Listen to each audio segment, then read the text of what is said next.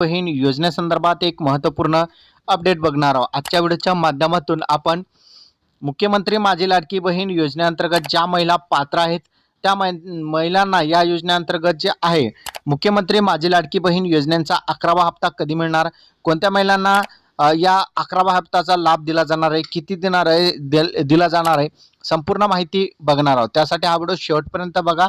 चॅनलवर नवीन असाल चॅनलला सबस्क्राइब करा। असेच महत्त्वपूर्ण व्हिडिओ तुम्हाला रोज मिळत जातील।